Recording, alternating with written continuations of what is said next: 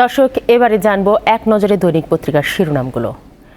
আজ প্রায় সকল পত্রিকাতেই একটি শিরোনাম দেখা যাচ্ছে, সেটি হচ্ছে মূলত বৈষম্য বিরোধী ছাত্র আন্দোলনের শিক্ষার্থী সমর্থকরা গতকাল জড়ো হয়েছিলেন শহীদ মিনারে, সেটির ছবি সহ মূল শিরোনাম করেছে দৈনিক সমকাল।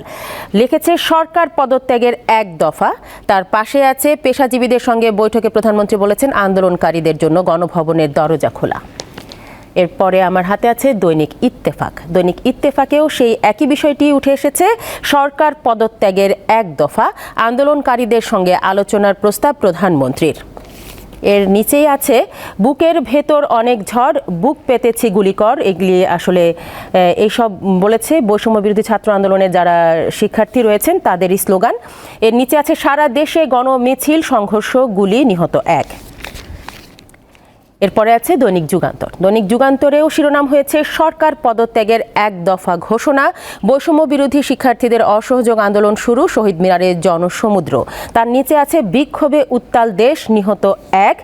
তার পাশে আছে গণভবনের দরজা খোলা, সংঘাত চান না প্রধানমন্ত্রী। তার নিচে আছে কুমিল্লায় গুলিবিদ্ধ 5 শিক্ষার্থী, আহত 30 জন। এরপরে আছে দৈনিক প্রথম আলো। প্রথম আলোর শিরোনাম হয়েছে আন্দোলনরত শিক্ষার্থীদের জন্য গণভবনের দরজা খোলা, বলেছেন প্রধানমন্ত্রী। তার পাশে আছে বিক্ষোভে উত্তাল বাংলাদেশ, শিক্ষার্থীদের এক দফা এবং গণতন্ত্রহীন রাজনীতির অনিবার্য পরিণতি, আব্দুল্লাহ আবু সাইদ বলেছেন।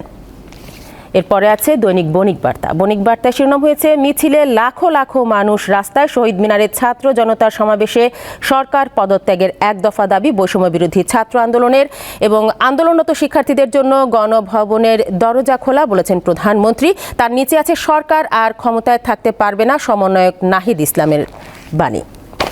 দর্শক, এই ছিল আমার হাতে থাকা দৈনিক পত্রিকার শিরোনামগুলো।